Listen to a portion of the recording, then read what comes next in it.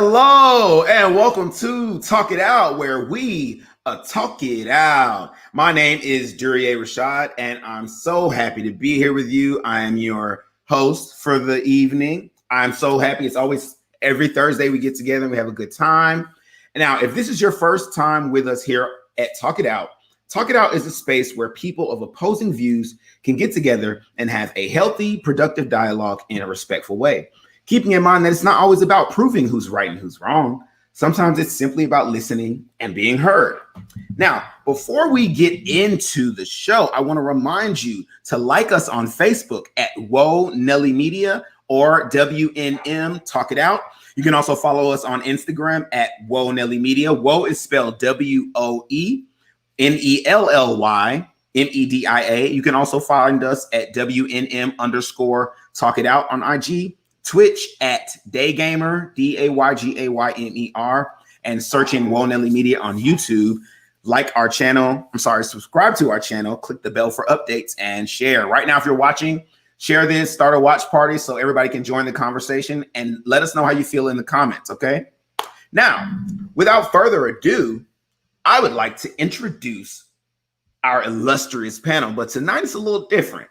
If you're used to seeing Talk It Out, you're used to seeing 8 panelists individually, but tonight it's couples night.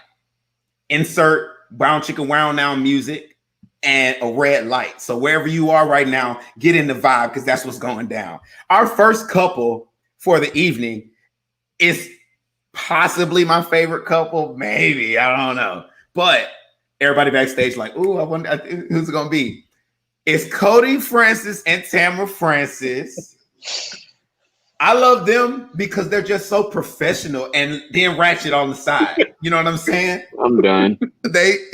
So let me give you a little about the Francises. The Francises have been married for 7 years, together for 10. They have 2 children, ages 3 and 6, Cody Jr. and Carson. Cody is the owner of Cody Paul Media, and Tamara is the founder of Center Stage Education and Counseling. And you also have some other stuff going on, Tamara. You want to tell us about that? Sure. I have a YouTube channel called The Mompreneur Plug. So if you guys want to check that out, we're gaining momentum and just having a great time on there. So if you want to join the team, I help mothers embrace who they are outside of motherhood with a little side of comedy sketch. And that comedy, boy. Oh my God. Every time she posts the video, I'd be like, oh, I'm not in a place to watch this because I'm about to get real loud. Okay. So thank y'all for being here. Really, I said that y'all my favorite couple, but looking at, I was like, I really love all these couples. Now, this next couple is a couple that's very dear to me because I've known them for so long. I've known them since I was a little kiddo. Mr. Shelton Ennis-Stroman and Mr. Chris Ennis-Stroman. Did I say it right, or is it supposed to be the other way? Stroman Ennis. Stroman Ennis. My bad. How are y'all doing tonight? Good. How about you? Great. I'm wonderful. Now, the Stroman Ennises have been married for 3 years, but together for 19. And we'll kind of talk about why they've only been married for 3 years, but together 19th, maybe later tonight. And they have a son, Jonathan, who is 16 years old. Thank you all for being here. I'm excited. Oh, no problem. Thank Anytime. you. Awesome. Our next couple is Brad and Tanya Davis. How are y'all doing? Hi, everybody. We're doing awesome. Awesome. Now, Brad and Tanya will be married for 25 years. Yes. This January, they're both military veterans. Thank you for your service. You're welcome. Yes, thank you. They have 4 children. Come on now. Yep. 4 of them. And Yep. and I'm sorry, 4 between them, and they have 2 grandchildren. Bless Y'all you. look kind of young to be grandparents. Yeah, well, we started young, but it's okay because now we get to enjoy them longer. Right. I think that's Well, more that's the common key. nowadays, though. Yeah, because Yeah. grandparents are wanting to actually enjoy their grandchildren. Yep. Yeah. And this last couple is Kimberly and Anthony Rogers. Come on through. Uh-oh. How are y'all doing this evening? Good. How is everyone? Great. Good. Good. I'm wonderful. Good. Now, Kimberly and Anthony Rogers have been together for 10 years. and married for 7, just like Cody and Tamara. Oh, okay, Right. Tim. They also have 2 kids, 3 and 5. Now 3 and 6, but 3 and 5 at the end of this month. And Anthony is in cybersecurity and Kimberly is in the dental field. Now, Anthony and Kim, well, Kim was my roommate in college. So, you know, I'm so glad that they are together, man. I love seeing them together. They gave me hope for myself. You know what I'm saying? Anthony's a cool dude. When your friend starts dating a dude, you know, you always kind of looking like, you know, but he's always been a stand-up guy. But for the rest of the show, if I slip up and say Ignacio, that's just my nickname for Anthony. And Kim, my nickname for her was Jocelyn. So that's who I'm talking to if I slip up and say that. Okay. How are y'all doing? As far as, are y'all ready for tonight's show? Yeah, excited. All right. So we usually go right into some current events, but of course, we always have to pause for a quick commercial break.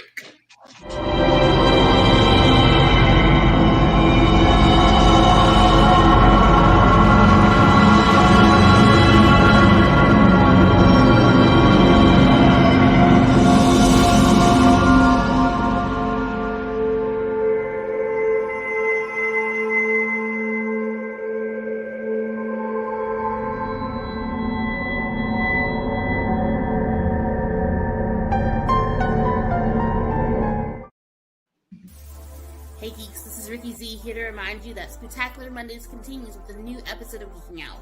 Next Monday, we're talking about the movies that get us into the Halloween spirit. So be sure to watch us next Monday at 8 p.m. And make sure you like and subscribe our YouTube channel and watch us on Twitch and Facebook Live. See you then!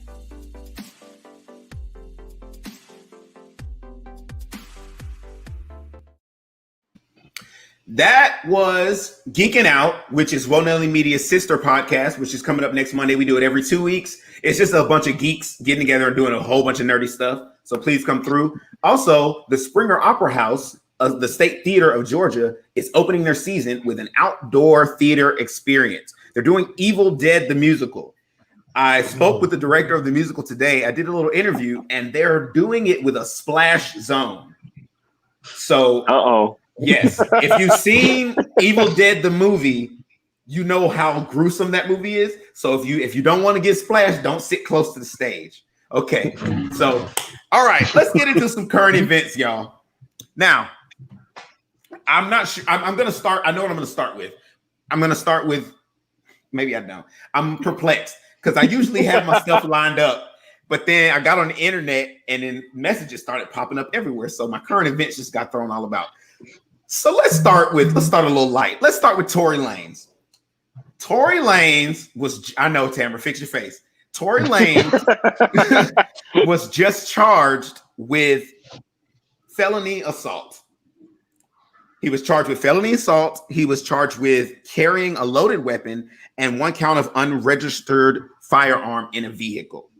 Now, the charges, I personally feel like it was a direct response to that album he put out. Facts. That's how I feel. I feel like if he didn't put that album out, because you're basically like, not only like he's only thinking in terms of him and Megan, you know what I'm saying? And that, but he's not realizing that there's a whole legal part of this that he kind of avoided. But then the album, then I think just kind of stoked the fire. So who doesn't know about this situation in the group? Brad and Tommy and Shelton. I don't know. Okay. So essentially, Megan Thee Stallion is a rapper. Tory Lanez is allegedly she was allegedly involved with him. They were at a party. They got into an argument in a car. Somehow she got shot in the foot. They said it was shrapnel in her foot, not actual bullets or whatever. So the story is that he shot at her feet and said, "Dance, B." You know what I'm saying? Kind of, and he actually hit her. That's the theory. And, you know, after it was all said and done, she wouldn't make a statement about it. Then eventually the blog started talking about it. And so she finally came out and said, yes, he's the one that shot me. And I'm only saying this because I'm protecting my image from being dragged by this guy. So then he comes out with an album. This was only 2 weeks ago. He came out with a full album talking about this incident. I didn't listen to that. The whole project, not just one song. Yeah, but they say the whole album is about the whole that incident. So it's a stunt. I don't think it was a stunt, though. When you see her response to it, I don't feel like it was a stunt because I watched her on Instagram Live when she was talking about it, and she was kind of torn up about it. She said it was the scariest thing that ever happened in her life. There's a video of it where she's outside in the middle of the street. There's a helicopter over her. There's police everywhere. And she was saying, she was like, I was scared. Like, I didn't know what the police were going to do. They've been killing people left and right. I didn't want to say nothing about nobody. She wouldn't even make a statement toward him because she didn't want to put him in the trouble with them, you know? Mm-hmm. So I don't think it was a stunt, but a lot of people are saying it's a stunt. So I kind of want to open the conversation. I personally feel like our society needs to normalize protecting women more so than allowing this kind of stuff to be rewarded, like by just not letting this kind of stuff happen. But at the end of the day, I also feel like he brought this on himself by releasing the album. Well, he stoked fire to it more by releasing the album. Absolutely. Mm-hmm. That was sheer arrogance on his part for doing that. He feels like he's somehow protected just because of his status. But as far as people being protected, women being protected, it's just victims that need to be protected, whether they're men or women. Okay. I hear that. I get that because I mean, I'm generally learning this whole year. I've been learning about privilege, and you know, my male privilege is something that like I don't. And so we kind of asked this on a last episode, this idea behind like, if men are protecting women, is that equal? If men are being asked to protect women more so? And so I guess that's kind of what you're touching on when you say that, Tanya. Well, I know there's some abusive women out there too. And there are men who need protection. It's crazy. We literally just had this conversation, different group of people. So in a situation like that, just a question, how would a man go about getting protection in a situation like that if he needed it from a woman? It's very difficult because it's emasculating to have to ask after you've already been abused. That's extremely difficult. Yeah. But he would need to talk to his family, especially if he has sisters or a mother. They would help him out. That's a good one. Yeah. I was serious. You know, growing up, when you had a girl that was messing with you, you're like, okay, hold on. I'm not going to fight you, but let me talk. let me get my sister. And you can deal with my sister. Right. That's hood tactics. That's hood tactics.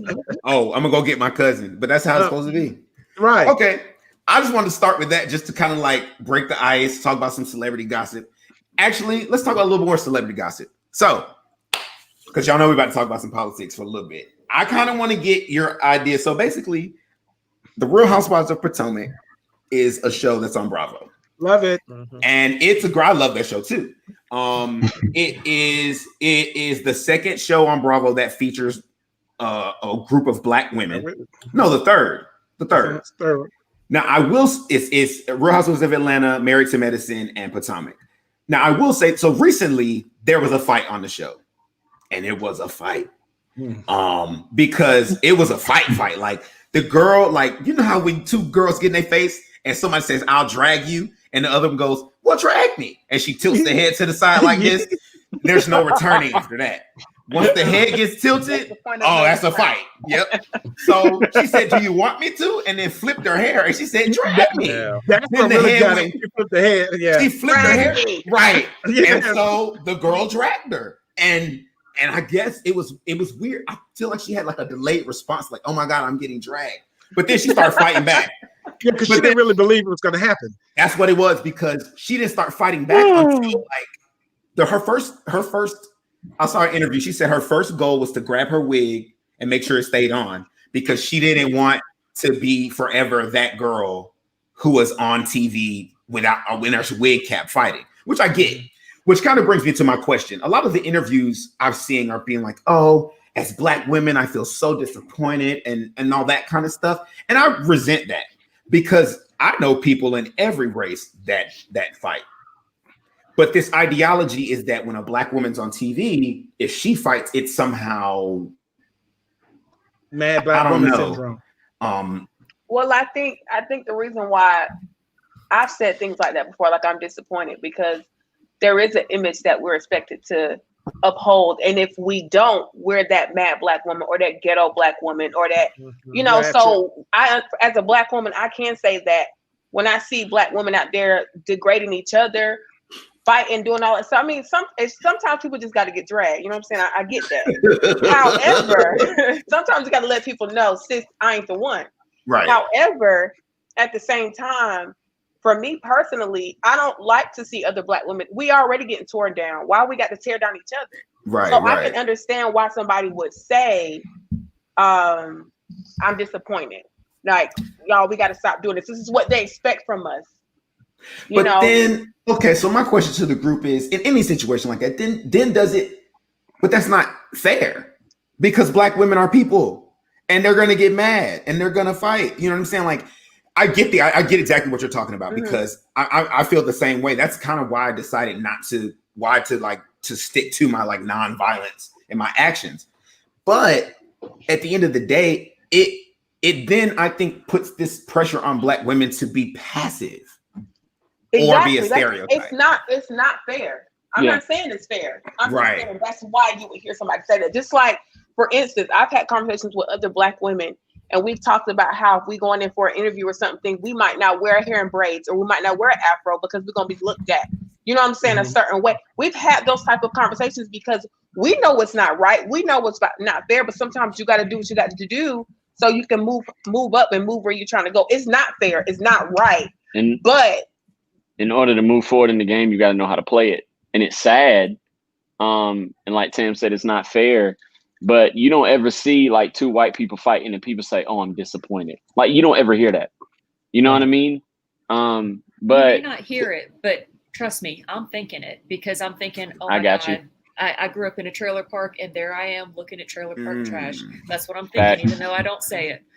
That doesn't matter what race. I mean, you could be country people sitting on the back of a truck in a field shooting beer cans, and you're going to look at that person like, "Wow, that's redneck." So. That's true. Yeah. Can I tell a question? Do y'all really feel like that's what people think when they see? I want to ask Anthony, because Anthony, you know, you were in a fraternity, right? Mm-hmm.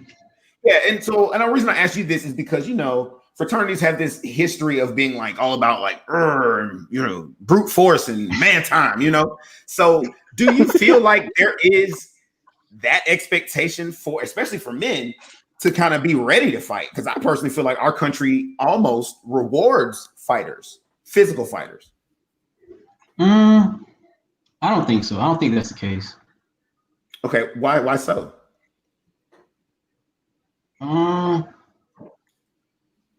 It's kind of hard to explain. I get my thoughts together.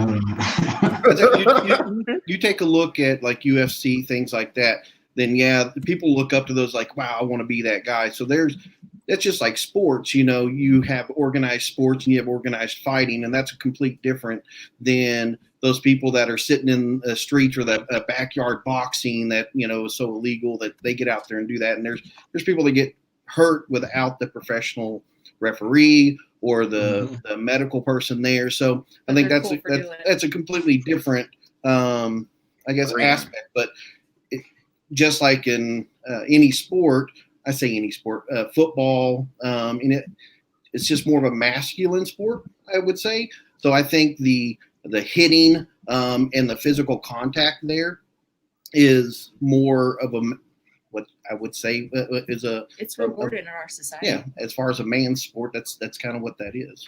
So is it more the intent behind the fighting? Like, if you're fighting for sport, that's one thing, but when you're just fighting, it shows a lack of control, self-control, and is that what we're looking down on? I mean, I would say we're a civilized country, and so any fighting in that aspect, you're looking at somebody's like, well, they can't control themselves. There's a time you can be civil, and just like you've always, most moms always told, hey, you're a bigger person for walking away than sitting there. I think it depends on your maturity level. If you're looking at that and you're ashamed of what you're seeing, it's probably, maybe, I'm speaking for myself, because I'm looking at a lack of control in front of me. But if it's somebody who might be immature and they're like, oh yeah, and they're egging on the fight, it's because they want to see somebody get hurt. They want to see some excitement, entertainment in their lives. Right. Maybe. I kind of want to ask Kim, when Tamara said earlier about Black women having to like not go into an interview looking a certain type of way, what has been your experience in that arena? Because you work in the medical field. I feel the same way. When I go to interviews, baby, I got the wig and I'm putting it on and it's straight and we going. Really? Yeah. That is, I mean, that's so Especially unfortunate. since I have locks now. Right. So you'll even put on a wig over your locks. Yeah. Wow. Oh, that makes me sad, guys. I mean, well, I think for me personally, I think it's time to normalize that behavior of like people being their authentic selves. And I just don't know where to start, because part of me is like I said, I get why Tamara's saying, yes, we have to have that standard. But I wish we could do something to where that wasn't a thing, because there's these overall human traits. Like I get so tired of hearing people being like, oh, it's violence out here in these riots. And I'm like, you're not seeing people getting hurt. You're seeing people like burn down stuff. But I don't consider that violence. I know why people consider it violence. I consider it violence when you see that man get trampled, or like people getting hit with batons, or people getting like shot, those kind of things. But, and I mean, I've just, go ahead. Well, I do think some of those are changing. Go ahead. Yeah, no, go ahead. Go ahead. Well, I do think some of those interview normalcies are changing in these times, as you see the younger generation own their own businesses and start up corporations. The way they interview and the way they look at life and look at people, it's totally different from the past. For the older, what they say, the OGs and all that, the way they looked at it, it's a lot different. So you can see people with tattoos more now go and get jobs, and they can have tattoos on their hands, even piercings on the face. They get jobs in corporate situations now. So I think a lot of those normalities are changing in the way they do interviews and stuff now. And I think you'll see a lot more of those jobs with the tattoos when it's a face-to-face. Facial tattoos, you're not going to see as many of those people in a sales position where you're face-to-face with somebody. They're going to be behind a screen or on a telephone most of the time. And it shouldn't be that way, because there's many people that have complete facial tattoos that are great people and they're a normal person, so they shouldn't make a difference. So, and some of them are running corporations. So, right. And I think, Durier, when you made the point about normalizing being your authentic selves, the thing is, we're not talking about changing the system here. We're talking about changing people's minds. To Brad's point, it's like you can see somebody on the back of a truck with overalls on or something and be like, a white guy would, and be like, that's a redneck, but not know anything about the person or whatever. So we're talking about changing people's individual mindsets here. Of course, I do agree with the comment about getting about the CEOs and the people that are running these companies getting younger and things like that. So over time, that's going to help. I think it's helped already. And I think that's why you see more younger people of all races protesting now than in the 60s. Because you've had people that didn't grow up a part of that era, but that grew up seeing the bad things that happened. Of course, they're seeing their mom or dad or whoever grandparents talk about that stuff and be against it. So I agree. And that actually, Duria, even brings up, like in our situations, I would imagine 30, 40 years ago, being out at the workplace was definitely a taboo. But now it's a little bit more normalized now than it is back then. I mean, you hear that a lot, like especially being in the military, it's a totally different atmosphere there. It was crazy because I just had two of my military friends on here the other day, and we were talking, and I said, well, I was in the closet when I was in the military, and they were like, dude, no, you weren't. I was like, no, they were like, yeah, we knew, dude. But and that's we the thing, all I think for me in my head, because it still felt like a touchy thing. I guess I felt like I had to be that way, but they just didn't care. And I didn't know what that felt like, to be around people who just didn't care. It was always the other way. So I think part of it is when we normalize this behavior, we have to be pointed about it. We have to say, hey, I accept you. Because otherwise the people who are worried about whether they have to wear their wig or have to be in the closet or have to hide their religion, they're in a space where they can be themselves. You know what I mean? Okay. That was a good little conversation. All right. So let me see if I got anything else before we get to this stuff that I know some people want to talk. Yes. Okay. So let's get into some heavier stuff. Jonathan Pryce. I really just want to say this. I don't know how long we're going to talk about this, but I just really want to say his name. Jonathan Pryce is a man. I don't know where he's from. I'm sorry. I should know. I wrote all these other notes, but I didn't write where he was from. But he was killed by a police officer this week. I want to say around Monday, Tuesday. Dallas. I want to say it was in Texas. Dallas. Yeah, he was shot. The issue, honestly, I don't want people to get. It's sad that he died. Period. But the officer that shot him is already been charged, and he got $1 million bail. So I'm not sure if he's out or not, but I mean, he got charged quick too. He did, and I think really that's what quick. People are saying. People aren't saying that you can't stop someone if they decide they want to hurt someone, other than unless you're on some Identity Report. Was that movie with Tom Cruise when they could see in the future? Identity Report. Minority Report. Right. But unless you do some stuff like that, you can't stop somebody from doing something when they want to hurt somebody. The idea behind a movement like Black Lives Matter is after that happens, what are these people being held accountable? And it's not just police; it's anybody. And the fact that he was charged quickly, and because in the circumstances of the case, it sounds like this guy Jonathan Pryce was an amazing man. He was a community activist, and he died trying to protect a woman from an abusive man, and so part of me says because I've heard it a lot lately. Oh, these movements aren't going to change anything. I've heard that a lot. It's just going to go back to being the same old. But when we see the justice system actually working the way we think it should and hope it should, what's the response? Because honestly, he passed, and I haven't really seen a big rage about the response. The rage has been more so that he was shot. So how do we feel about that? Anybody can speak. I'll say this one thing that is definitely, of course we have to wait on the trial and the conviction, not just the charge, but you still don't see people get charged that quickly. Yeah. And I'm talking about he got charged. It's almost as soon as the news broke that the guy was shot, the officer was charged. It was simultaneous. So it's that I definitely want to say that is a breath of fresh air by itself. Of course, we'll see where it goes from there. But yeah, that's how I definitely feel about it. Yeah, that's definitely an improvement, because usually it'd be days before they even do anything for the police officer, and usually they're still working.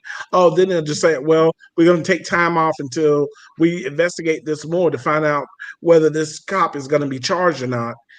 But for him to go ahead and be done the same day is amazing. Yeah. And then the amount that they put the bail up at. So, yeah.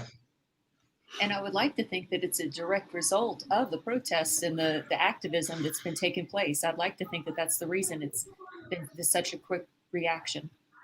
Yeah.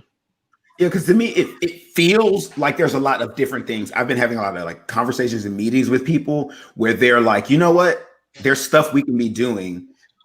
I guess at the beginning of it, they called a lot of these things performative, casting in movies and all this stuff. But I feel like in your personal realm, you have influence, and it is up to you to influence. Everybody can't change the legislation, but they can put it in a movie or write a book or talk about it. So I feel like a lot of the activism, including the performative stuff, is helping to change the culture. Do I think we're making leaps? I think that remains to be seen, like Cody said. But I do feel that there's a shift in that direction. Where everything starts with a step. Mm-hmm. Yeah. So facts. Absolutely. To play devil's advocate, has their minds been changed, or are they just trying to stay out of the media and off the radar? I was thinking the same thing. I was wondering the same thing.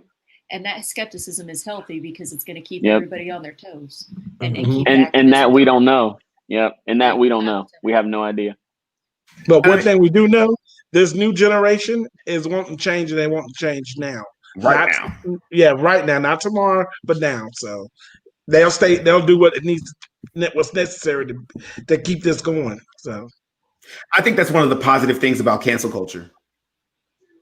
The fact that, one of the positive things, because I think that's one of those issues that is kind of like some is good, some is bad. When it comes to cancel culture, I like the idea that people feel like they might be held accountable for their shit. So they move a little bit more. And even if it is just because they're worried about the backlash, that is part of changing the culture.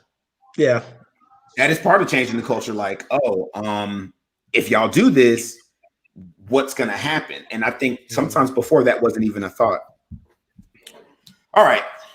Anybody else want to talk on that before we talk about this election? Oh, no. Okay. Come on, Duryea. All right.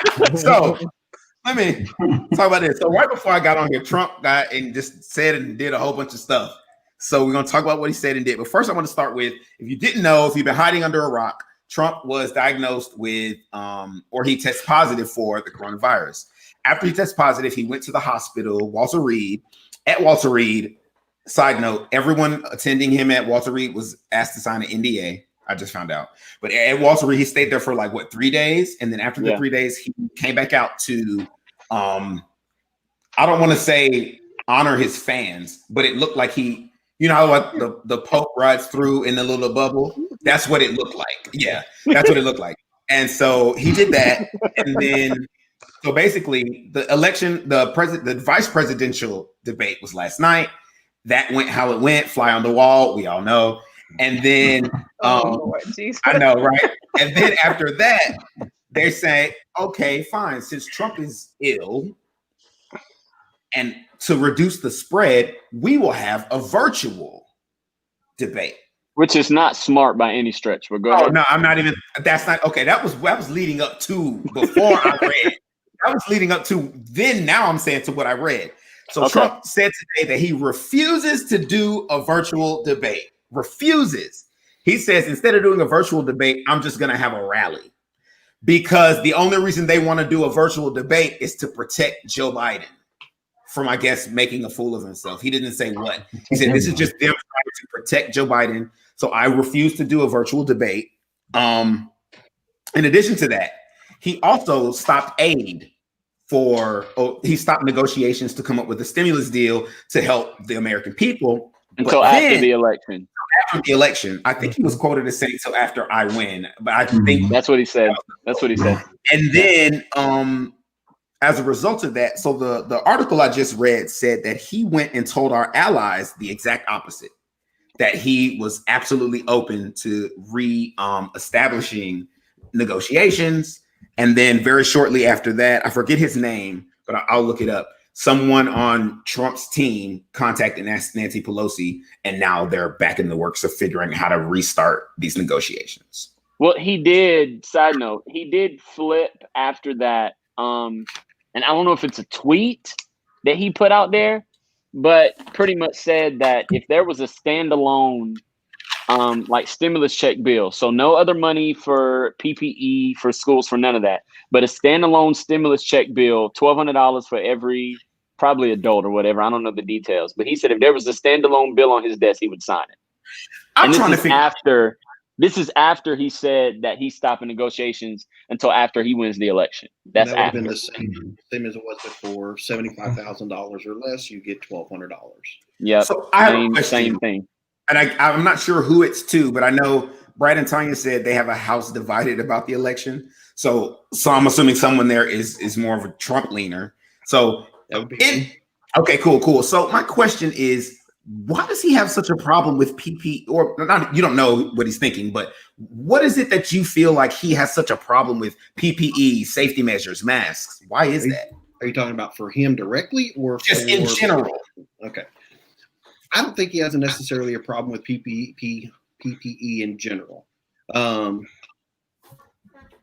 think he has more of, you can choose for yourself whether you will want to wear it or not. As far as him not wearing a mask, I think that's just for FaceTime for TV. That also shows a little bit of strength, either for within your allies or for your adversaries, showing strength and not weakness as a leader.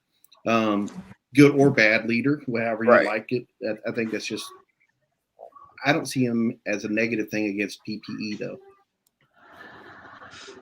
And there Look. with his race. No, honestly, Brad, thank you for being objective. I'll say that.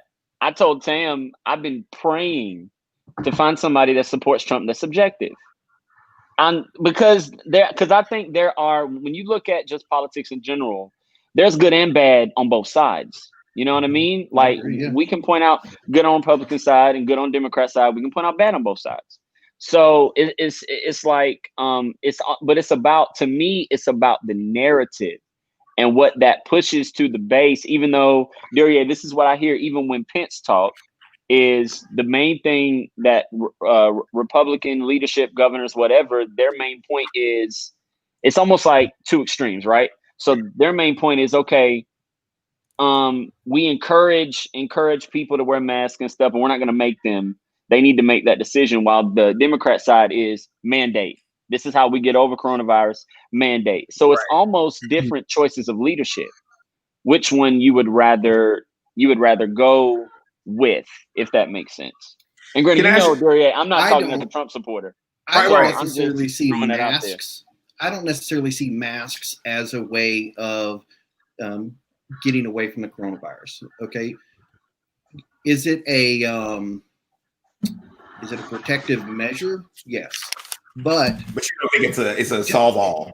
I don't think you're correct. I mean, so for instance, in a building that I would work in, you want to go facial recognition. Nobody touches a screen at all to get into the building. All right, that's great. But they have biometrics in the building, so that you have to like scan your fingerprint or facial. So we get away from all of that, but everybody has to touch the doorknob. So it does not make sense. You spend millions of dollars on a protective measure, but it's something as simple as touching the doorknob. Right. The people that wear the masks, and I'm one of them. I wear my mask because I have to inside of our buildings, or you go to Walmart, whatever the case is. Mm-hmm. So you wouldn't wear one if you didn't have to, if you could get access to these places without wearing a mask, you wouldn't wear it? I would not. No. My brother's the same way. Right. So you're not taking a mask, a medical grade mask, on and off each single time, right? You are taking a mask that was made at home. That's what ours was, by my daughter. And I'm taking it on and off. I'm touching my face each and every time that I sit at my desk, on and off. I've gone back and forth touching the doorknobs. I just don't see that as a cure-all. Does it help? Yes. But I don't see I would agree. I don't think wearing the mask gets rid of coronavirus. I think we know that. Like, we know it's just not going to disappear. But I think what makes me upset is this idea that, it's not that big of a deal when all of these people have died. And, like, when we find out people close to us have had the virus, or I have family members who have lost their fathers and things like that. Like, someone that I consider very close has just lost somebody very close to her because of coronavirus. And it's just things like that bothers me. And so when you come out, first of all, we all know you're supposed to quarantine for at least 14 days. That's what we've been told from the beginning. Why would you come out? Why? First of all, you've exposed all these different people. And I know you said they had to sign the whatever you said. Yeah. But non-disclosure agreement. Yes. But my whole thing is, even in that, there are so many other people still getting exposed because you want to come out and show strength. But to me, that's not necessarily, I think you need to use wisdom, because at the end of the day, whether people believe it's a hoax or whatever, the reality is people are dying. Okay? People are dying. That's my concern. That's my concern. I would completely agree with the point because he's old. When he was standing in front of the White House, he took his mask off, has his picture moment. That mask should have went back on, because you're around other people in that. That was bad leadership. It was. I completely agree with that. You are objective. You're the first Trump supporter I have ever met who would say, Brad, thank you so much. You are a unicorn, dude. There are many people, and I'm one of them. I don't like some of the way he speaks. He speaks like an idiot. Okay. Who is this man? But I agree with some of the things that he's accomplished. Hang on. He took The the planes economy. out of the air. That's No, about it. You're talking about the when economy. the 747 went. I think the economy has increased, right, under his leadership. He's a businessman, and he's not a. He doesn't pay his bills or his taxes. Well, Sounds like a businessman to me. Hang on, so he didn't pay his taxes, but is that because there was a system that he was able to work? Okay. Now, but okay, it's the president. now, yes, the so same there's- system that got him in the Hold on, what presidency. theory you say? I will say this. And I love this conversation because it's a real conversation. But I will say this about Trump. Like, I feel like we as people need to start looking at all of our political leaders objectively. I think it needs to get away from my side, your side, because at the end of the day, like if it ain't working, then we need to do something about it. So when I look at, because I'm kind of mad that the Democrats haven't responded to Trump's platinum deal. I was expecting them to be like, all right, let's do something about that now, because it's what we've been asking for. But it makes me wonder, like, are we just playing a smoke and mirrors game, or are we actually wanting change? It's a political. But I think it's up to us as people to start making our politicians not just be about their side and their individual agendas, and really be about who's helping the people. Because like Tamara said, it's an image thing. Like, he's putting would you rather your leader, let me rephrase this. What kind of leadership are we asking for? We asking for shows of strength or actual strength? And wisdom. Mm-hmm. Are we asking, like, you know what I'm saying? I don't really care if you show strength if it's not authentic and if it's not there to be strong for your people. I don't think Trump looks at America. He doesn't act like America's president. He acts like the Republicans' president. And I feel like whoever's in the office needs to, once they get in there, all right, now I'm everybody's president. I'm not just working for my base. Right. I do want to ask, so Kim, you as a dental person, what's PPE like for you at work? When the pandemic first happened, it was scarce. Like, we couldn't find the proper mask. We couldn't find enough gloves and stuff like that, enough hand sanitizer and things. It's gotten a lot better, but they also furloughed a lot of people so that they could have enough stuff. So people lost their jobs so they could afford safety? Basically, yeah. That sucks. Now, I do remember hearing something right in the beginning of the pandemic. You had China purchasing up a lot of hand sanitizer, a lot of masks, and pulling out a lot of the resources from companies way before we started trying to buy them as well. But does that make sense, though, because it hit them first? Mm-hmm. It does make sense, but at that point, then that also limits that PPE. So now you have a company that has sold all of it to China because they don't care who they're selling to. They're a profitable company. They're out for profit. So it limits the next person. So we're and also a lot of our PPE isn't made over here. It's made overseas. I know a lot of our saline bags, like for IVs, is made in Puerto Rico. So when the hurricane hit Puerto Rico real bad, we had to find saline bags other places because it messed them up. So that's another thing that's and granted, we got different opinions or different ways to tackle that. Like the whole act that I feel like Trump waited too long to put in place to make more PPE.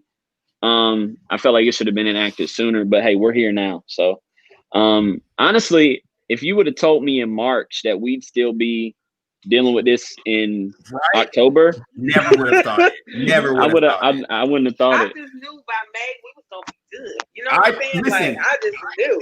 I thought this was gonna be another swine flu, another something like that came, was a problem, and then went away. But then again, and someone very early on, I didn't understand why it was such a big deal. They was like, it's not because I didn't see it as like a harmful disease at first. But they were like, it's not that it's harmful that's the problem. It's that it's so contagious and it seems to be uncontrollable. Like how, and then we don't know what it's going to do once it, actually a person is positive about it. But once a person is diagnosed as positive, but now looking at it, it's like, if we had just taken a little bit more safety measures, because I look at Japan and New Zealand, Japan got their coronavirus I'm not going to say over with, but they weren't dealing with it after only still each soul, but 800 people died and they didn't go on quarantine. So if they can do it with mandates, that kind of proves that it can be done. You look at New Zealand, I don't know what they're doing over there, but I want some of that because we had a guest here from New Zealand, and he said, there's a lot of that too, but he says they got problems to it. It's not all peaches and cream like we thought. Now, okay. I think before you had mentioned, as far as Republican, Democrat, I would vote neither, but I know, was it 3 or 4 episodes before, you're like, that's a waste of vote if you vote independent, right? I'm completely for getting rid of all parties as Democrat, Republican, Independent, whatever. And I think you should be voting as a person, just like you would in high school. Not necessarily it's a popularity vote, but no, I get you. On a person and not their political party. Yeah. Because to me, I was thinking the other day, somebody was online. They said, oh, since Trump is sick, why don't we just have Joe Jorgensen do the debate? And I said to myself, why isn't she doing the debate anyway? Right. Even just her presence on the stage, even because people are like, oh, you're wasting a vote if you vote independent. But we're not even hearing from these people on a massive scale. Like a lot of people aren't going to go naturally find her. You know what I mean? So they don't have the money to put their voice out there, and the media is not going to do it unless they're getting paid. This is a whole nother conversation, but we need to tear the two-party system down, and we need to have more than two people run, and it be ranked choice voting across the board. And again, that's a whole ranked choice voting is a whole nother concept, a whole nother conversation. But the two-party system is what helps divide our country the way it is. We need to get rid of it. Because I think if we got rid of it, we would realize that we're more alike than we think. Or that we're more, I don't want to say all of us think alike, but you know what I mean? Like we have more in common than these parties make us believe we do. It's like some of us literally vote Republican or Democrat based on whether or not we like small government or big government. That don't mean we don't believe that people should have rights. You know what I mean? That don't mean we don't believe that Black Lives Matter. It just means we believe that a certain government style works. So if we just tore it down and just started over, I think we would realize that we're more in common than we think. That's just my own belief. It's interesting. I'm just going to say this, and then we're going to go to our commercial break and go to our main topic. I think it's interesting that you say that because the idea behind starting a like the two-party system being what divides us, it's crazy how doing this podcast has really opened my eyes to that exact thing. Like we'll do the current events and people will just be totally enamored with each other, having a good time. Do the main topic and stuff that normally would be contentious is not. Because they didn't have time to go into it. Well, that's a Trump supporter, so I know how I'm gonna. No, it's not about that, you know. So all right. So y'all know we're about to go into our main topic. Get into some love, some merge. But before we do that, we're going to do a short 1-minute ad break.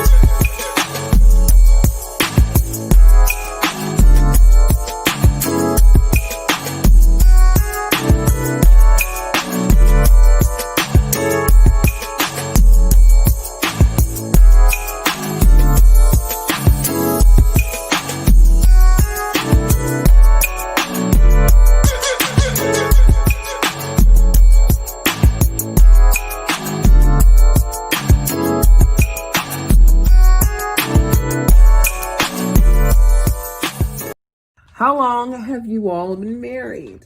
How long have we been married? When this video posts, what can wash away? Anyway, pretty much 7 years, pretty much. Nothing but the blood.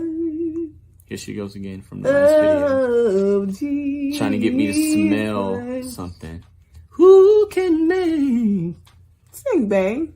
Behold, I can. Nothing but the blood of Jesus. Hey, Lord.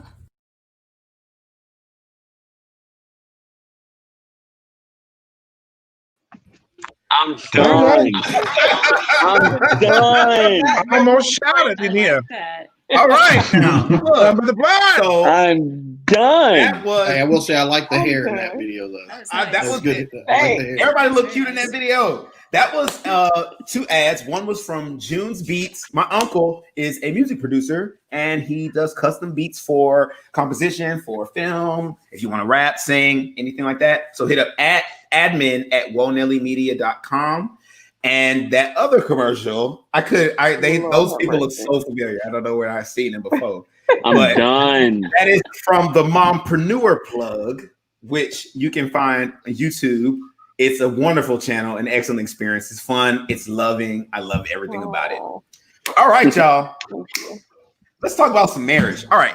So the reason I want to do this topic is because I keep running across this meme, or it's like a status, and it's never the same meme. So I'm guessing it's a lot of different people asking the question: is marriage still appealing in 2020? Now, y'all done been married and dating for so long. So, I mean, y'all haven't been single for a good minute. However, I figure people always ask this question to single people. And I'm like, why? They can't tell you. They don't know about marriage. So we have a 25-year marriage, a 19-year, I'm going to say 19-year marriage, but legally 19 though. We got a 7-year marriage and another 7-year marriage. Whoop, whoop. So first of all, congratulations to y'all. The question I want to start with is couple to couple. We'll start with Anthony and Kim. What is the hardest thing about being married? I would say compromising. Exactly what I was going We're to two different Oh my God. people. We're two different people, and a lot of her ideas are different from my ideas. So we had to come to a compromise, and it's kind of tough to do for me, at least. Can you give me I an don't know example about Kim.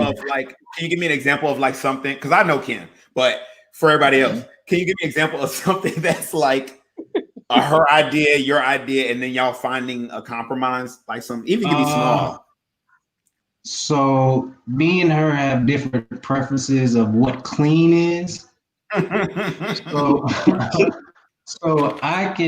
she can tell me, hey, can you clean this up? And I'll clean it up. And I might do it a way that she doesn't agree with. So she'll come behind me and fix whatever it is. Main thing is making the bed. I hate making the bed. So look at her face. I make it how I make it, but it's never right for her. So to compromise, I just do it with her. I don't do it by myself. Oh, so y'all just do it together? Yeah. So we just do it together. So I don't have to worry about, I like that.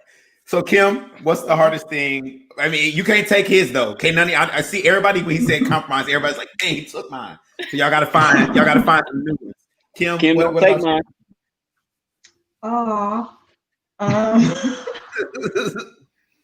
I feel like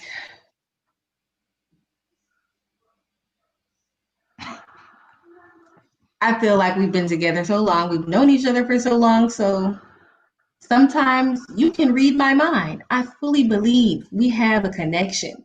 Right. That doesn't always connect. I believe it's connecting. It's not connecting. So, but you believe it's there, so you rely on it. But then when it doesn't work, you're like, "What the hell?" Okay, I got you. I did not expect that answer, but apparently all the married people are like, "Yep, that too." Okay, let's go to Tamara and Cody. Ladies first. Is it the same question, or are you asking a new question? Same question. But we can't give the same answer though that they gave. It's got to be something different. Babe, I heard the instructions. I'm just making sure. That's mansplaining right there. Well, you said the hardest thing. Yes. So, I mean, there are hard things. I don't know. I would say for us, it would be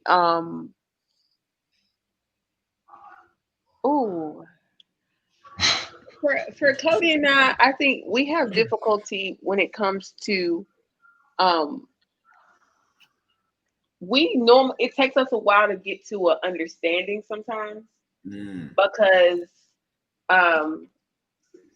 not to point the blame, but Cody's defensive, and then I also like to make my point. So with him being defensive and me trying to prove my point, it takes a while to get to an understanding. The goal is always to get to an understanding. That's the one thing I do love about it. But sometimes it annoys me because I'm like, in my mind, we could have got to an understanding early if you weren't so defensive. If you would just own up to it, and we wouldn't be here. Right. Okay. So that would be mine. That's because I think my mindset sometimes is I tell her I have like a lawyer mindset. She's like, well, you did such and such. I'm like, when? Prove it. Like, when did I do it? And then, because Tam knows, most of the time, it might take a minute, but most of the time when I'm confronted with my wrong, I admit it and we move on. Right? Yeah, over time. See? Eventually. Right. So, okay. But to me, I think the hardest thing for me, I'm going to say about marriage, because one thing I would want everybody to understand about marriage is that everybody's relationship is different. But anyway, that's another conversation. Yeah. But, and I think, hold on real quick. People try to apply everybody's cookie cutter answer to their relationship and it doesn't work. And you blame marriage, but it's not marriage. It's your own relationship. But anyway, so I think the hardest thing for me has been communication. She would agree with that, I would think. Sometimes it takes a while for me to actually express what's going on with me. So I might lash out first and explain later. I'm trying to internally grasp when I get to those moments quicker than I have in the past. But I think that's been the hardest thing for me so far anyway. Okay. Do you see that improving? Because you're aware of it. So since I became aware, yes. But before, I at least I felt like it's almost like communication is an issue, but just because you know it's an issue doesn't mean you know how to address it. So I'm now just figuring out how to address it. Okay. Yeah. Shelton and Chris, same question. I'm about to say, is there anything left? Because they pretty much. I know, like, sometimes most people think, oh, with the same-sex couple, there's difference from being in the same-sex couple than it is in a heterosexual relationship. Right. There's no difference. It's still a relationship. It's still two human beings trying to live together, to make a life for each other and live that life. So, yeah, communication was a big issue at one point. It still is. Compromise. See, for him it is. For me, it's whatever I say. Yeah. Right. That sounds like Shelton. But then compromising is another one. Compromising in a relationship, trying to, one was the way we discipline our son. I came from the country, so and we disciplined one way with the belt. And he came from the city or a different state, and they deal with talking things out and taking things away and punishment. So I had to learn to compromise in that and understand how that worked, because in my growing up, that never happened. So with him, I did learn that, and that's how we discipline our son now. So those things. Was it like a half and half where he would get spanked sometimes and then he would get the punishment? Okay. Yes, but at one point it was where I would do the spanking, and that's what it was. And he was like, "That's not working. I don't think I don't like it. That's not how I grew up. I don't think it's gonna work." So I said, "Well, let me try it my way, and then we'll try it your way." So after time went on, I looked at how he was looking, and we came to an understanding that let's try it this way. He's getting older, so I don't want to go into that type of situation. Let's try to take things away from to make him understand better on how to things. There's consequences with every reaction, so it actually worked out a whole lot better. Okay, Chris. I mean, I think one thing that's still, because Shelton was talking about at one time, we have ongoing issues still with communication, and that still is a problem because the way that we think about things, he's a very liberal artsy background, and I am science kind of background. So our logic, I don't know, Right. sometimes we can't. Well, and I'm very emotional. I'm the emotional one. You're very emotional. He's Right. not. So I Right. think when my heart is on my sleeve, and he has to analyze everything, and it takes too Right. long for me. Not it takes too long. It takes too long because he wants to go into every little minute detail, and I'm like, come on, please. It's important Is to it know all because of that. it's important? It is. He doesn't think it's important. I'm like, Okay, let's jump over that part and let's go ahead and get it Y'all done. sound like Tamara and Cody. Because sometimes it just takes too long. That's funny. Okay. All right, cool. Tanya and Brad. You want to go first? Sure. I think time together and / time apart, I think is important. While Yes. I Facts. may want more time apart, she feels that I'm not given as much time together. So then you can call it compromise, you call it whatever, but I think there's a fine line there to not necessarily having your own life, but having friendships away and from different friendships and things. Somebody you can go and talk to, and not have to worry about getting it back to your spouse. Like just trying to release some steam. Being independent is important. Yeah. We went through that too, Tanya. I was where you were. I didn't understand the time apart. The whole you got your friends, I got my friends. Let's go separate. But I learned. I learned now. I do it a lot. Yeah. I said, "Oh yeah, go bye." We do need our time apart. But that gives you something to talk about when you're together. Yes. If you're together the It whole does. time, if you're together the whole time, what are you talking about that's different? Right. Just looking at each other. Like, I wish you would go somewhere. Right. I never thought about that. Tanya? I think over the years we've gone through different differences and complications and challenges as a couple. It depends on if we had kids at the time, and as they've grown and moved out of the house, we found different things that were challenging, like how we're going to deal with each other without kids in the house. And as we had grandkids, now how do we move into being grandparents instead of parents, and how the role dynamics change.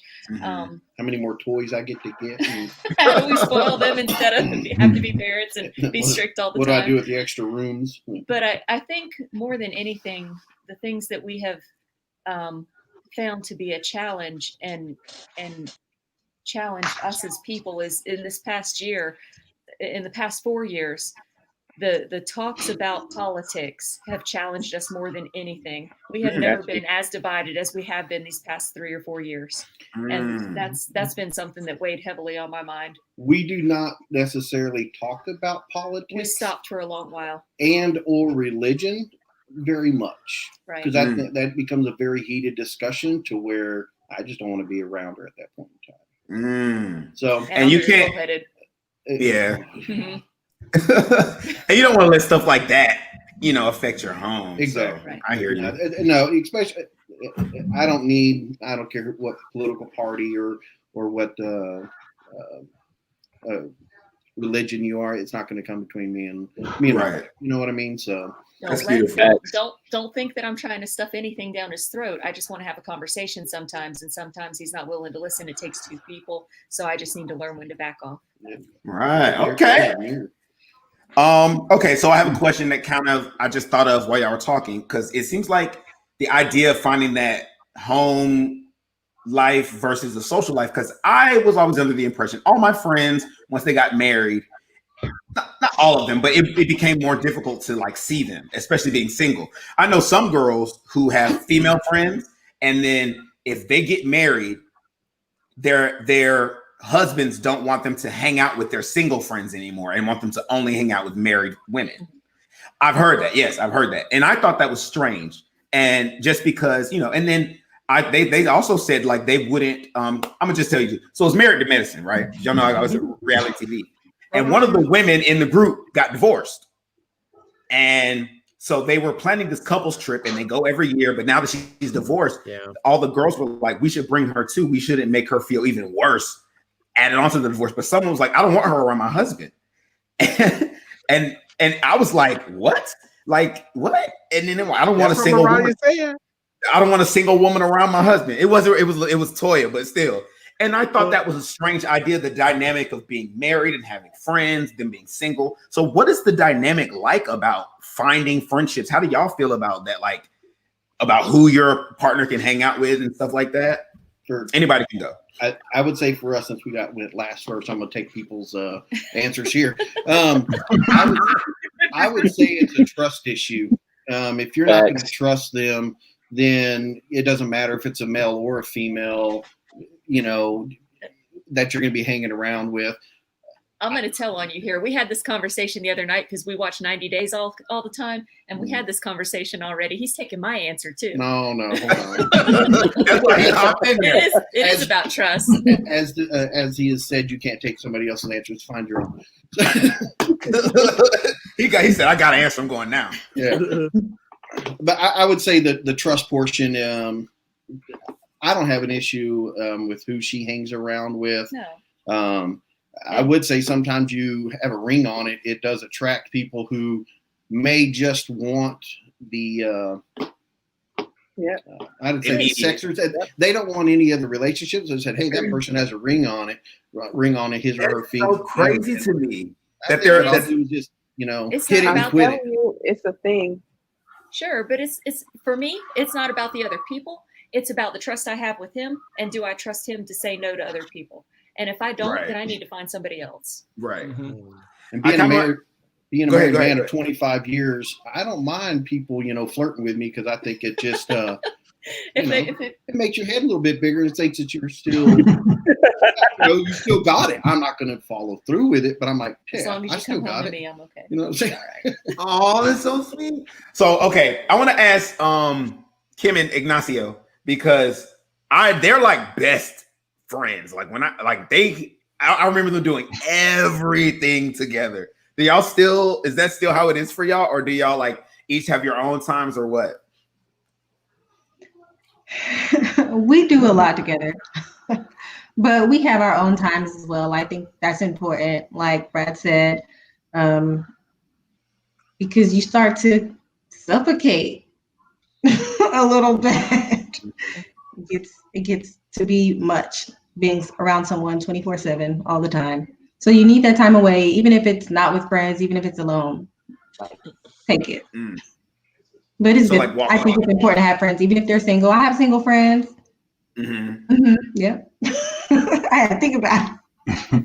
Look, I'm the only single one of most of my friends at this point. I don't get petty. I don't feel bitter. But it'll happen one day. So what about you, Anthony? I mean, I don't really have much to say. So time apart is helpful. I'll be having a lot to say. Yeah, she likes to talk. I'm not really that much of a talker, if you haven't noticed. No, I know this. But yeah, the time apart, I don't have issues with her having single friends. Majority of my friends are married anyway, so I don't really have single friends. Everybody's in a relationship or even married. So okay, yeah, I don't have issues. So here's a question, Tamara and Cody. What was the most unexpected challenge that y'all faced after getting married? Something you didn't see coming. I like how Tamara always checked with Cody. She look over that shoulder like you better answer this right. What? No, we have eye contact. We usually lock in and know exactly what each other's thinking. Kim, what you just said. Okay. Kim, not all the time. I promise you that. Not all the time. I know that's a problem. No, I mean, I don't want to say, I mean, because think about it. Like, there's not you can say, and this isn't a cop out, but a lot of things are unexpected because all relationships are different. And just because one person dealt or a couple relationships dealt with one challenge doesn't mean you will. Like some people say that, year one is the hardest. For us, it was year 3. So yes, that's somewhat of a cop out. It is a cop out, but go ahead. I would say for us, I think we had 2 major challenges that came out of nowhere for us. I think the first one would be after the birth of my son, our son. Why did I say my son? Our son. Our first son. I had postpartum depression. That's true. Then, yeah. And it took years for me to recover from that. And I was suicidal. It was just a whole lot. That's a whole nother episode. Talk it out. But then I would also say, we went through a period of time, where we were like roommates. Yeah. And that was year 3, where, we just hit this really rough patch, and I was uninterested in him. I had fallen out of love with him. It was just, it was tough. Mm-hmm. It was very tough to navigate through, but we got through it. And now I can say I'm more in love with him than I was before we first got married. Y'all better quit it. Get off my show with all that. I can't stand it too. Let me tell y'all something about Tamara and Cody. They'll get on Facebook, and I know they sitting in the same room. One will make a comment and the other one will like it. I can't stand it. I can't stand it. We do not. We be in the same house. But not in the same house. But okay. I think it's interesting. I don't want to talk about it too much because you're right. That is a whole nother episode. And actually, it's the episode we're doing this week. But when it comes to the idea of postpartum and that depression, how as a partner do you help your partner deal with something, whether it's that or any kind of depression, or because a lifelong relationship, you're not going to always feel tip top. My thing was, and honestly, it's honestly crept until now. But for the longest, if there was, like, I'd say bad news, like for the family or for me or whatever, I wouldn't tell her, because my mindset is I don't want to send her back. Right. Because that moment was tough. I mean, I just being there for her as much as I can and encourage her as much as I can has helped. Try not to abandon her in that, because I don't want her to feel abandoned. But being there for her, being next to her, she's really good at communicating, unlike me. So she'll, communicate when she's having an episode or panic attack or whatever. I'm just talking about, now we're talking about anxiety in general, or that type of behavior in general. So it's just, I've tried to be there for her as much as I can and done the best job I can, failed sometimes, but done the best job I can to try to keep as much stress off of her as I can. And that's been really hard. That's been really hard at times, but more of a support and a shoulder to lean on. Yeah, Cody also prayed for me a lot. Like in the middle of a moment, he would sit me down and pray for me. And I think for me that in itself was just like, okay, this showed me that he genuinely, like, he wants to see me better. He genuinely cares about me, and he's fighting with me. And so I think that was important too for me personally, because I was just like, okay. And there was times where I couldn't pray for myself. So when he was praying for me, it was like, thank you, because I can't do it. So that's beautiful. That is. Same question to, let's go, Christian Shelton. About Well- postpartum depression? No, the most unexpected moment in marriage. Okay. I was like, well, when I was He said, "Wait, what? No. What was the most unexpected challenge for you in being married?" just trying to get married was the challenge. Oh yeah. Yeah. I mean, I you can talk about it, but I'll talk about it too. Shelton and Chris were a really big, large driving force in marriage equality in our home state. Like I've known them for a long time. My mother was some part of the process. She wrote some letter, right? Yeah. In order to allow them to adopt Jonathan, who's he's a full grown dude now. It's weird to today. me. Today's his Yeah. birthday. He's 18. 16. today. 16. And so the process of getting through all that, because that's why I keep forgetting. Like when I read 3 years, it's like, wait, what? And I was like, that's right. But do y'all want to talk about that process at all? Well, you know, it was a hard process.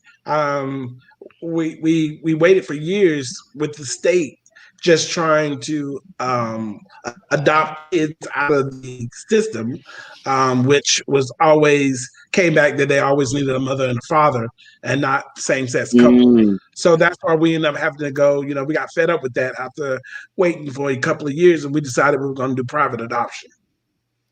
Yeah, which is unfortunate because we know we were educated on the, all these, what is it, 10,000 plus, just in Georgia alone, children in foster care needing homes and parents. Yeah. And we just kept getting declined. And it's not just us only, like lots of our other LGBT friends and that sort of thing. So it's kind of sad. There's even one situation, which I'll kind of mention as an example. There was a sibling group, 2 little boys that we were looking to adopt. We met them and everything. And, we actually had a bond one time. But unfortunately, I don't know if this is the same across the country, but the foster parents get to have a say in who is the adoptive parents, I guess. Really? Yeah. And the foster mom was Absolutely. like, I didn't know that. yeah. So she decided we weren't fit parents, which she didn't even know us, but Of course. yeah, And this unfortunately, was like in 19, or was it 2000? It was 19 This wa- something. this was No, before it wasn't. Jonathan, Yeah, still like It was 18 years ago, Yeah, it was I guess. 1998. Yeah. Yeah, the unfortunate part is those same 2 kids, literally a couple years ago, because we still have access to some of these photo listings, they call it, and we checked back and one of them aged out of foster care. The other one, because it was a sibling group, was still a foster, and he was like 15 years old still. Wow. So they never got adopted at all. And it just kind of goes on. But like They Sheldon were said, great kids. We Yeah. met them at an adoption party. Is what they have when you come in, and you don't make time. You don't tell them that yes, I want to adopt you, but the kids try to come to. They come to you, and the 2 young boys came to us, wanting us to play basketball with them. And Shelton, you can't play no basketball. Oh yes, I can take it to the hoop. Okay, look, because I can't play basketball. You'll take that. I can't play. Yeah, but it was something else. It was sweet kids, and we were like, it would be great to take 2 kids out of the situation when we were only wanting 1 now, but there was 2, 1. But they were a sibling group. We didn't want to break up a sibling group, Right. and so we like, they were really sweet, and they asked us, "Would you please do that?" And unfortunately, that was the outcome. It's interesting. I basically read a book. If you know who David Pelzer is, he wrote this book called A Child Called It. It is literally, I read it when I was very young, but it is like a heart-wrenching story of this child who is being abused by his mother, and he eventually wound up in the foster system.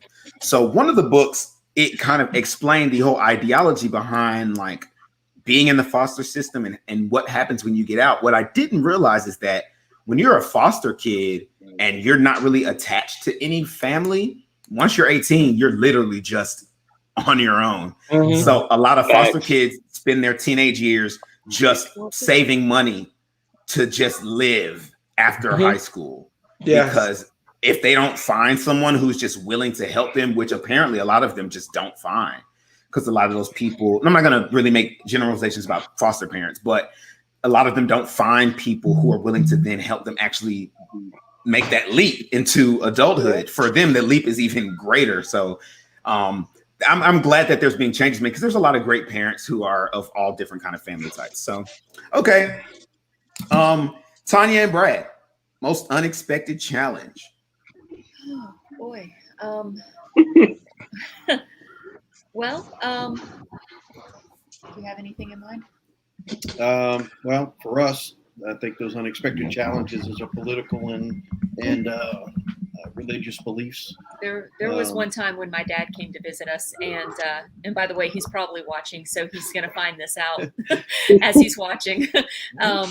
There was one time my dad came to visit us when we were living in Wichita Falls, and me and him were considering separating for a little bit. We weren't definitely thinking about divorce, but we were thinking about he had moved out of the house and was living with his family somewhere in Wichita Falls.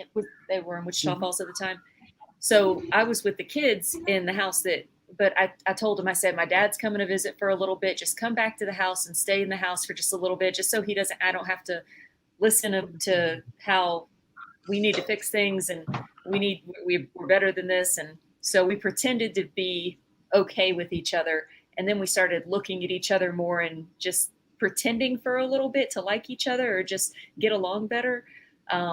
Helped us remember that we do like each other and we do love each other. And then we fell back in love and ended up getting back together. So, and I guess you didn't know this, but her dad has known that for quite some time, because I talk to her dad on a regular basis. I didn't know that. So maybe not on as a regular basis, but he's known that before, and I've actually told him, hey, I appreciate you. You basically saved our marriage without even knowing it. Wow. But that was probably one of the tougher times. But in the 26 years we've been together, I really can only remember maybe a good 4 or 5 very strong disagreements. Very strong. One of those being how my son was riding a bike, how actually your son was riding a bike with a stick. And I was like, let him go. He's a boy. No, he's going to poke his eye out. That type of thing. So. Okay. So here's what we're going to do things a little weird. I want to ask Kim and Anthony this question, but before we do that, we're going to go to our last commercial break, and then I'm going to let Tamara and Cody do their final thoughts because they have to leave early. Okay. So let's check out our last ad, if I can find it.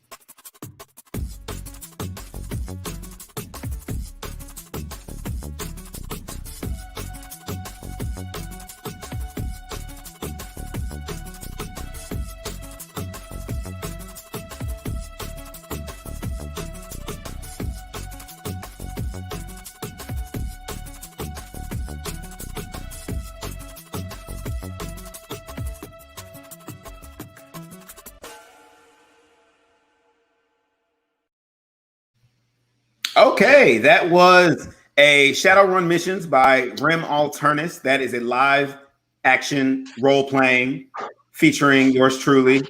I get to play a mage and do a lot of cool stuff. It's fun. It's a whole bunch of nerd stuff. And also, That is the Springer Opera House. Once again, they're reopening their season, and they're just showing you all the safety measures they're taking. If you're in Columbus, Georgia, outdoor theater, fun, there's outdoor concessions. It's going to be an excellent event. Make sure you go. Season opens on October 10th. Tickets are on sale now at springeroperahouse.org. Now, let's start with our final thoughts. But before we do, let's do our final thoughts. But then when I go to Kim and Anthony, y'all got to give me your final thoughts, and y'all got to answer that last question. So let's start with Cody and Tamara. Let us know your final thoughts for tonight. Ladies first. Final thoughts for tonight. I really appreciated the conversation. Yep. I really appreciated the conversation because obviously there were some differences, but I think what I enjoy most is when people, what's the whole point of this show, is for people of opposing views to come together and to be able to have a civilized conversation and it not be about who's right or wrong, but just listening to each other and being heard. I really do feel like that this was like the epitome of that tonight. I have enjoyed meeting you all. I do know Kim. I don't know her husband, but hi. We always see us two together. So I mean, but yeah, so I really did enjoy it. It was fun. I enjoyed talking to other couples because sometimes it's just good to hear. You find out how in common you have with other people just by talking, and just because we're different. I also enjoyed the diversity in this. I was about to say that too. A very diverse group of couples, and I enjoyed that. Daria did that on purpose. I did. He did that on purpose. Yeah, I did. I definitely did. But no, I definitely enjoyed the conversation. I enjoy any conversation. So, but this was great. Like I said before, and I don't mean to harp on this, but I definitely like finding people of both views. Honestly, go religion, but anyway, like Democrat and Republican, that are objective. I love finding people like that, and I'm just grateful to talk about that and to have these type of conversations, and for us to talk about marriage. Let people know, definitely it's not all peaches and cream, but it's beautiful, and I wouldn't change it for the world. And marriage is something that should be sought out. I don't know if many singles do anymore, but it should be, because it's a beautiful thing to settle down with one person and raise a family and move forward in life. So yeah, those are my thoughts. Beautiful. Well, Tamara and Cody, very busy people. Thank y'all so much for being here tonight. No, I mean, y'all are busy. Everybody busy, but Tamara and Cody like to act super busy. But thank y'all for being here. I'm glad y'all are there, because all of y'all are couples that I don't really know Tanya that well. We just met, but I'm so happy that y'all are here because you all had such great input. So thank you for making time for us, and I'll see y'all later. Have a good night, y'all. All right. So Kim and Anthony, what was your most unexpected challenge? You can answer that question, and then after that, you can go into your final thoughts for this evening. Final thoughts are basically what you left with from the conversation, or what you want the people watching at home to leave with.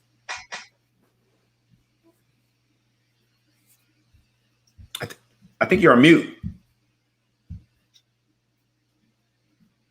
Yeah, you're on mute. There you go. I think our most unexpected challenge was having our first child, because it's just something that, neither of us have done, and we're trying to do it. And like Tamara said, postpartum depression is real. And like, back to that connection, I thought we had it, but you're not doing what I need you to do. Yeah, that was a real challenge, especially we were in Colorado when I gave birth. So that was a whole nother thing, because we were away from all of our family, and I wasn't expecting to give birth when I did, like most times. But my mom was supposed to be there and she wasn't. So that was like a real shock. And then going home and just like, what do we do with this thing that we have here? I don't know. I mean, that sounds fair to me. What about you, Anthony? I have to say the same thing. having our first child, just getting used to working as a team and having, you know, a living being that we produce, making sure we did the right thing, because, you know, you never know if you're doing the right thing. You're just kind of basing it off of how you were raised, or you know, what you know, witnessed. So I didn't think he was going to make it. Somebody was going to be murdered. That's sweet. Okay. So what are your final thoughts for this evening? What would you like the audience to leave having learned from this conversation, or what did you learn from being here? I think this was super insightful. I'm super happy to have been on this. Love it. And I think people should know, like, marriage there's no rules to it. Like, you know, every relationship is different, every marriage is different. So don't think you have to do something or you need to do something just because that's what other married people do. Do what works for your relationship. Okay, Anthony. I enjoyed the talk, even though I didn't really say much. But I knew that, Anthony. I still wanted you here because I know how you are. You always sit quiet. Yeah, I enjoyed everyone's input. It's nice to meet everyone, and I enjoyed it. Thank you for having us, Dre. Absolutely. Thank y'all for being here. All right, who wants to go last? Which couple wants to go last? Don't make me pick. All right, I'll go next. Okay, go ahead. Go ahead. I would say making sure, final thoughts, keeping an open mind. And that goes with, I think, everything in life, which is marriage, religion, political views, everything. Because once you close your mind up, it kind of doesn't matter what the other person says, true or false. You're still going to stick with what you want to do. So keeping that open mind, I think that's going to further you as a person, further our marriage, relationship, whatever you're in. All right. Tanya? I agree with that, but marriage works really well for us. I have my lifelong partner. I'm very happy with him. But if marriage doesn't work for one person, that's okay too.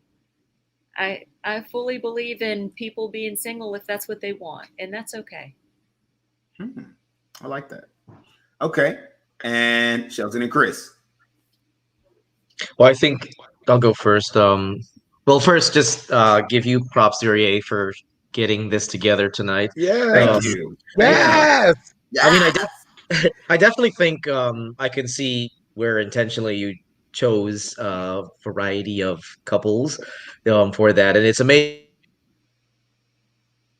how a lot of, I'm pretty sure everything that each couple said, we all can see ourselves in those situations also. So we all have the same sort of problems and ways to help solve those things. So I think it's really good when we get out of our little narrow lanes and see other people do the same thing we're doing.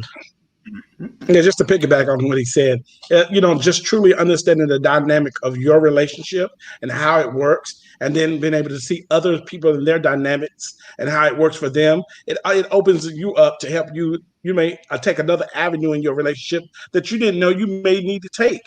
So yeah, most definitely this show and all the shows that I see that you do, Duryea, and I told you I'm so proud of you. It's just been amazing how you touch lives and the education that these shows are giving people and helping open up. And even when we're talking about adoption and all that, to let everyone know, if you want to know more about some of the adoption and the things that we went through with our adoptions, just take a look at Pop's life on YouTube. We did a little series that we did. It was a 4 series about our adoption and the things that we went through with our son Jonathan, and it had 4 series. You can just look at Pop's life on YouTube. Excellent. I'd like to thank everyone here. For one, people talking about their marriages and the personal things that you all shared. I think it's awesome, because I think you all understand that sometimes hearing this stuff, what it does positively for other people. So I'm so happy that y'all were here and you were so open, you were so vulnerable, and you were so willing to have the conversation, including the bit about Trump. I didn't expect that to go the way it went, but it did. So I really appreciate y'all being here. So before I give my final thoughts, I also want to thank everyone who's at home, who's at their computers, laptops, cell phones, whatever. I love y'all for being here. I know there's a bunch of y'all that stayed on today and watched us all the way through. Please come back next week. Next week, we're going to be talking about mental health stigmas and, you know, why they might hold people back from getting the help that they need. Of course, you know, we're always going to talk about some celebrity gossip, and Trump is clearly going to do something in the next 7 days that I'm going to have to talk about. My final thoughts for this evening is I leave this, usually I give like a word, but I'm leaving this conversation feeling, having a new respect for married people, especially married people that go the long haul, you know, because it doesn't sound like it's something that you can be selfish in. And so I think it sounds like it's something that builds character. And it sounds like if you can get it to work, it's really beautiful to have like a partner, a teammate, somebody who has your back and helps you through all the things that life is going to throw at you. Now, some of the younger people out there might not get it, but when you get older, because I didn't get it like about 5 years ago. Now I'm just like, oh, I can see the appeal. So I definitely think marriage is still appealing. I just think you have to prioritize your values. Okay. Having said that, I just want to remind you all that Talk It Out is a space where people of opposing views can get together and have a healthy, productive dialogue in a respectful way. Keeping in mind that it's not always about proving who's right and who's wrong. Sometimes it's just about listening and being heard. Y'all have a good night. Good night.